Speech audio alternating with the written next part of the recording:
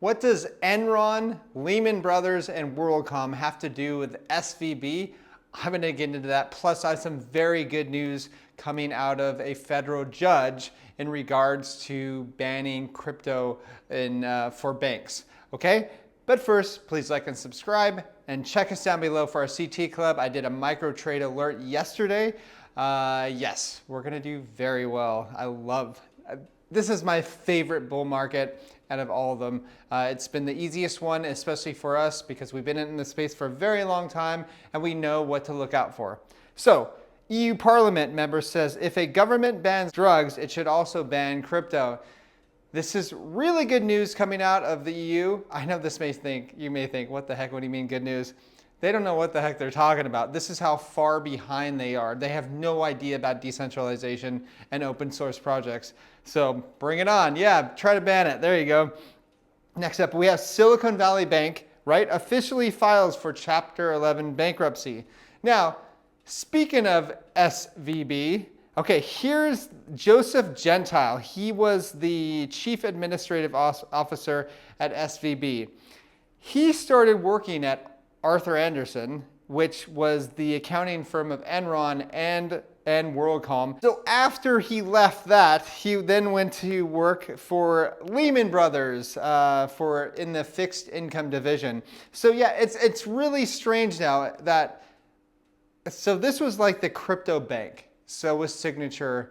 But like all of these people that were involved with these huge failures are working for these other banks that have crypto involved. It's kind of like, is it just a coincidence, or was this kind of set up to destroy crypto in the US or just to destroy fiat on and off ramps? Like I discussed yesterday, I think this is a complete scapegoat to introduce not only CBDCs, but also getting fiat on and off ramps off the table. So back to the US, we have congressmen saying Biden administration is weaponizing market chaos to kill crypto. Speaking about that, I have some good news coming from this.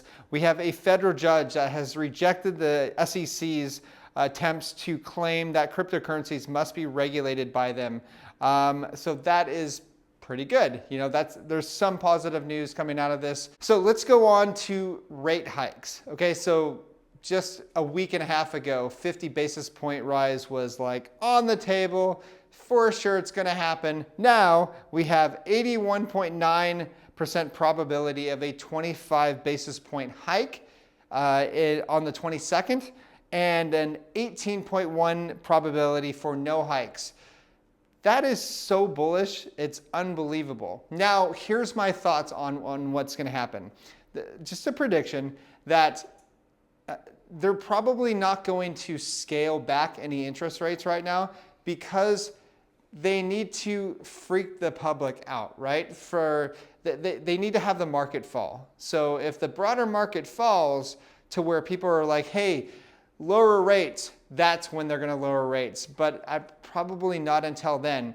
And that's okay. That's fine. I think the market realizes that, and that is why we are seeing, you know, the market more relaxed and risk on assets like Bitcoin and crypto went from what, 19,000 to 26,000 bucks. So yeah, I think we're fine in that. Okay, now let's go to JP Morgan. So that's the huge bank, right? They have $28 billion in cash. This is what I'm hearing. That's what I've been kind of finding out. And JP Morgan also has $3.37 trillion in liabilities. So yeah, I'm not worried about JP Morgan at all. They will be bailed out, and there's going to be so much printing going on. Just like Credit Suisse, they will be bailed out. Okay, there's no doubt about it, and that is going to be the excuse for the currency printer to go brr. Next up, we have U.S. banks borrowed $164.8 billion from the Federal Reserve over the past week. So yeah, they're printing. I think their Federal Reserve balance sheet went up about $300 billion over the last 7 days.